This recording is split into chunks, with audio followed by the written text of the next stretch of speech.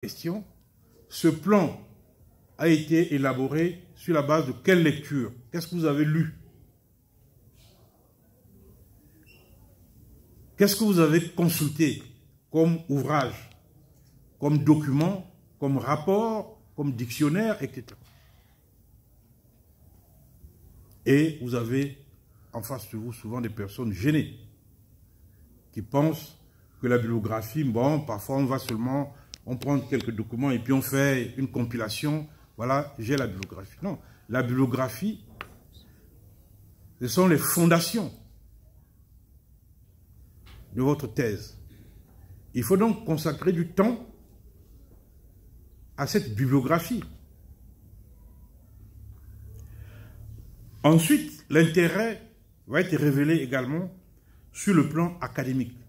Vous vous inscrivez dans une école, dans une lignée scientifique. Cette thèse que vous vous engagez à faire, vous ne la faites pas à l'université d'Harvard. Vous n'êtes pas à l'université de Pretoria. Vous êtes à l'université catholique d'Afrique centrale, située au Cameroun, en Afrique centrale. Donc, les idées sur lesquelles vous pensez développer vous-même votre propre doctrine peuvent être en articulation avec votre réalité immédiate géographique. Vous êtes dans une école. Avant vous, dans cette université, il y a eu probablement, directement ou indirectement, des travaux qui ont été réalisés, qui sont proches de votre sujet. Vous avez parfois des thèses qui ont été soutenues. Vous avez des publications scientifiques faites par des enseignants de votre université et des universités voisines. Or, bien souvent, vous ne les citez pas. Vous ne les cherchez pas. Vous préférez citer Anatole qui est à Grenoble, Cynthia qui est à New York. Mais ce qui a été fait ici, dans votre propre maison, vous n'êtes pas capable de le restituer, de le mettre en lumière, pour dire que ce que je suis en train de faire comme travail, je m'inscris dans la lignée des travaux qui ont été réalisés dans mon université et auxquels j'apporte un plus en termes de valorisation, de compréhension et de dissémination. Et du coup, on a une thèse qui, au regard de notre école et de notre université, devient comme une sorte d'ovni. On ne sait pas sur quoi ça s'accroche. Vous vous refusez systématiquement à prendre connaissance des travaux de votre propre université.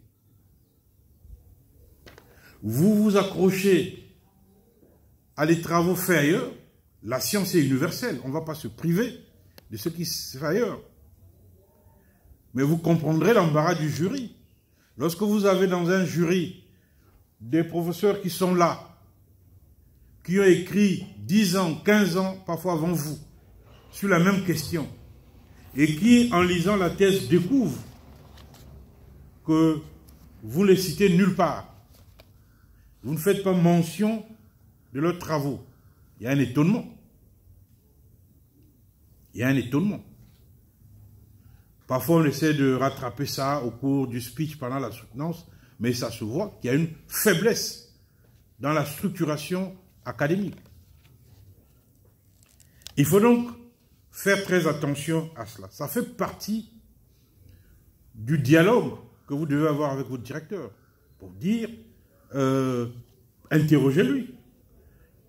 Qu'est-ce qu'il a écrit sur tel ou tel sujet qui vous intéresse?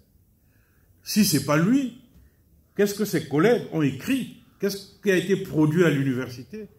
Parce que vous ne pouvez pas savoir. Vous arrivez parfois à l'université, vous avez peut-être 4-5 ans à l'université, etc. Vous ne savez pas les débats qu'il y a eu dans cette université en 2000. Oui. Vous ne savez pas quel colloque a été organisé en 2000, en 1994, en 1998, etc. Il est donc nécessaire d'avoir cet échange avec votre directeur de thèse pour mieux faire ressortir l'intérêt de votre travail. Ensuite, le directeur de thèse a également la mission scientifique sur la délimitation du cas de recherche. D'abord, la pertinence des problèmes que vous soulevez. En quoi les problèmes que vous soulevez sont pertinents? La charte du doctorat parle de la pertinence du projet doctoral. En quoi les problèmes que vous entendez poser dans votre thèse sont pertinents? Ensuite, quelles sont les pistes scientifiques que vous entendez soulever? Parce que le directeur de thèse, pour vous, est un éclaireur. Vous lui présentez vos idées. Il peut vous conseiller de fermer telle porte et d'ouvrir plutôt celle-ci, parce que ce serait plus pertinent pour vous d'aborder la question de cette manière. Soit parce qu'il y a d'autres travaux qui sont en cours, qui vont peut-être être soutenus dans quelques mois, et que, en l'état actuel des choses, vous n'apporterez rien de significatif sur ce point, soit parce que telle idée est déjà dépassée, il y a d'autres publications qui ont été faites et qui montrent qu'il n'est plus nécessaire de s'engager dans cette voie. Donc, le directeur de thèse est votre éclaireur. Vous allez à la pêche, à la chasse aux idées. Servez-vous de votre directeur de thèse comme votre éclaireur pour qu'il vous montre la bonne voie à suivre. Troisième dimension, c'est la dimension institutionnelle. Le directeur de thèse intervient, et la charte le prévoit, dans l'organisation de la soutenance de thèse. Mais, avant d'y arriver, il est celui à qui le directeur du doctorat, le doyen, le recteur pourrait s'adresser pour savoir où est-ce qu'on en est avec telle thèse. Il est celui qui répond à l'administration universitaire lors des évaluations périodiques pour savoir si cet étudiant évolue. C'est donc un rôle institutionnel qu'il ne faut pas sous-estimer. Mais, pour qu'il accomplisse au mieux cette mission institutionnelle, il faut que lui-même soit également informé. Or, le doctorant n'est pas toujours présent sur le campus tous les jours. Il n'y a pas une obligation à cela, sauf lorsqu'il y a, comme maintenant, des séminaires doctoraux.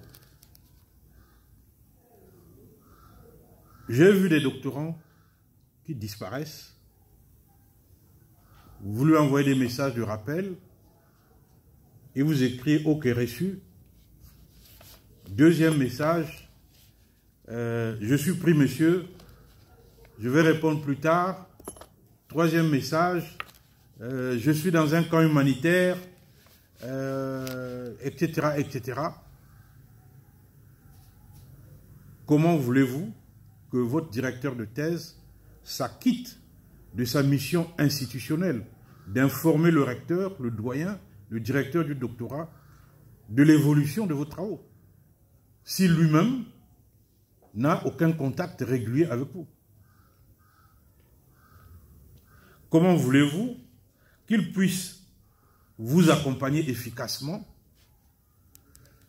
si les rencontres ne sont pas fréquentes, comme il est dit dans la charte? Évidemment, les modalités de ces rencontres ne sont pas précisées par la charte. Elles peuvent être physiques, comme elles peuvent se faire par Zoom, par WhatsApp, par, je ne sais pas, n'importe quel moyen électronique. Il n'est pas dit qu'on doit nécessairement se voir physiquement. Cela est souhaitable lorsque c'est possible. Notamment si le directeur de thèse et le doctorant sont ici à Yaoundé, il est mieux de se voir. Or, beaucoup d'entre vous ne vivez pas ici, vous avez vos obligations professionnelles. Même lorsque vous êtes à Yaoundé, ce n'est pas toujours facile de trouver du temps. Et donc, je vous conseille d'utiliser les moyens modernes qui sont mis à notre disposition pour travailler. On peut tout à fait faire une réunion sur Zoom et se parler correctement. Mais j'insiste sur les rencontres fréquentes qui doivent permettre au directeur de thèse de s'acquitter de sa mission institutionnelle d'information et d'orientation également à votre égard. Ensuite, l'organisation de la soutenance de thèse. Le directeur de thèse ayant suivi régulièrement le travail connaît le contenu de la thèse, a donc l'obligation de faire le rapport au directeur du doctorat afin que le processus de la soutenance soit enclenché, notamment la constitution du jury, la saisine des autorités universitaires, etc., etc. Ce rapport, pour qu'il soit fait et correctement fait, suppose que le directeur de thèse reçoit votre document dans les meilleurs délais et des délais suffisamment longs. Même s'il vous a suivi pendant 3 ans, 4 ans, ne croyez pas que le directeur de thèse dort en pensant à votre thèse. Ce n'est pas la préoccupation principale de sa vie. Le contenu de la thèse, il le sait. Il sait, tel étudiant travaille sur tel sujet, voici la méthode qu'il a choisie, voici l'orientation. Mais il ne passe pas sa vie à contempler les pages de vos thèses. Donc, lorsque le moment de la fin des travaux arrive, prenez la peine d'informer votre directeur qu'il me reste un dernier chapitre. Peut-être que dans 1 mois et demi, je pourrais vous soumettre la première version complète de la thèse. Cette discussion est importante. Peut-être qu'il vous dira, dans 1 mois, moi j'ai un colloque où je serai à l'étranger, etc. Je ne serai peut-être pas disponible pour regarder vos thèses. Soit vous me la donnez un peu avant, ou peut-être après. Et c'est très important. Je vois des doctorants qui arrivent, qui déposent leur thèse, et puis qui 48 heures après, qui vous appellent, monsieur, vous avez regardé mon travail? Je vous rappelle quand même qu'il s'agit de au moins 300 pages. Oui. Et puis après, on rentre parfois dans un processus de harcèlement. On est en train de recruter à l'université d'État, monsieur, si je ne soutiens pas, je vais rater cette chance, etc. Mon oncle m'a trouvé un poste, mais on exige qu'il y ait quand même l'attestation de soutenance. J'ai la possibilité d'obtenir une bourse postdoctorale. si vous ne faites pas soutenir maintenant, non. Parfois, ça devient du chantage. D'abord, premièrement, rien ne vous dit que votre directeur de thèse vous donnera un avis favorable. Ce n'est pas garanti. Ce n'est pas parce qu'il a suivi le travail qu'ipso facto, à la fin, il sera favorable à la soutenance. Il peut encore avoir des observations à faire, des corrections qu'il va vous proposer. Il va vous dire, non, non, non, le travail, vous avez terminé, mais tel chapitre n'est pas bon. Ce n'est pas parce que vous avez écrit le chapitre ou que vous avez atteint 300 pages que c'est bon, non. La thèse, ce n'est pas le nombre de pages. C'est le contenu qu'il y a là, le contenu scientifique. Donc, déposer une thèse ne veut pas dire obtenir le rapport. Certains viennent pour dire, non, j'ai déposé ma thèse auprès du directeur, monsieur, il faut l'appeler parce qu'il ne veut pas lire. Oui, mais il n'a pas que vos thèses. Oui, il n'a pas que vos thèses. Moi, actuellement, j'en ai une dizaine sur ma table. Si vous prenez la moyenne de 300 pages, ça fait, j'en ai presque 3000 pages à lire. Et certains appellent pour dire, monsieur, est-ce que je pourrais soutenir vraiment en juin? Parce que j'ai... Oui, voilà, mais c'est 3000 pages à lire. Donc il faut être conscient de cela. Et par la suite, il y aura la question du jury. Je termine par là. La question du jury, le directeur de thèse peut en discuter avec vous. Il peut vous dire. Mais ce n'est pas le directeur de thèse qui arrête en définitive le jury. Ici, à l'UCAC, selon la charte, c'est la commission de thèse qui donne l'onction finale au jury proposé par le directeur de thèse en discussion avec le directeur du doctorat qui est envoyé au niveau du doyen, etc. Donc, ce n'est pas, le jury, ce n'est pas un arrangement entre amis. Le jury se constitue, c'est vrai, avec les propositions qui sont faites par le directeur de thèse, mais il peut arriver qu'un membre soit retiré ou qu'un membre soit rajouté au jury. Que ce membre vous plaise ou pas, il n'est pas là pour des questions personnelles, il est là pour sanctionner un travail scientifique. Voilà les trois dimensions que je voulais vous exposer au début de ce travail et vous dire en conclusion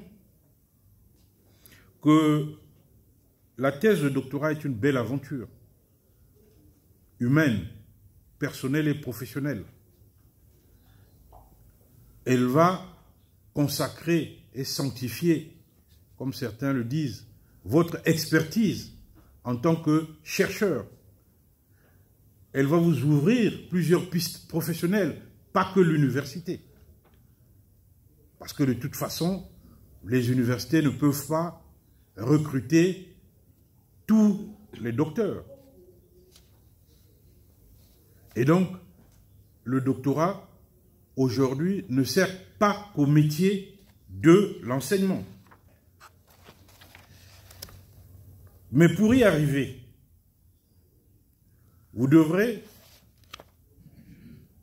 vraiment faire l'effort nécessaire d'instaurer, de maintenir une bonne communication avec votre directeur de thèse.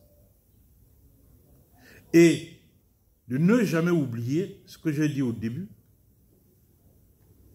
que la thèse est d'abord et avant tout l'œuvre du thésard.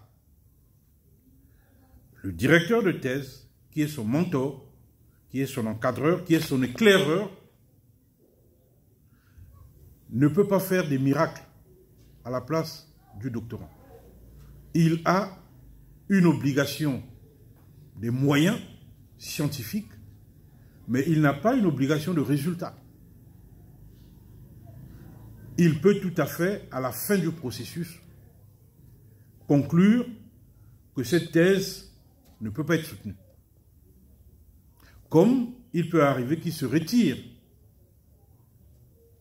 au milieu du gué parce qu'il estime que je ne peux pas continuer à naviguer avec ce doctorant. Il est pratiquement impossible de l'accompagner parce que les divergences scientifiques sont telles qu'il me sera impossible de certifier son travail. Voilà, mesdames, messieurs, quelques réflexions que je souhaitais vous présenter ce matin et vous dire que ce que nous commençons aujourd'hui, nous espérons, comme l'a rappelé mes prédécesseurs, que vous vous engagez sur ce chemin. Donnons-nous rendez-vous au mieux dans 3 ans et espérons que tout ceci sera très fructueux. Je vous remercie. Voilà.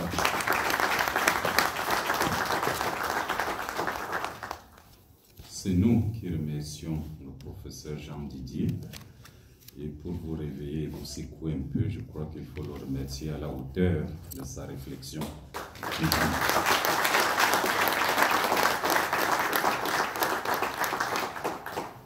Je n'ai pas la prétention de résumer sa pensée, ni de faire une autre conférence à la place. Mais je voudrais quand même attirer votre attention.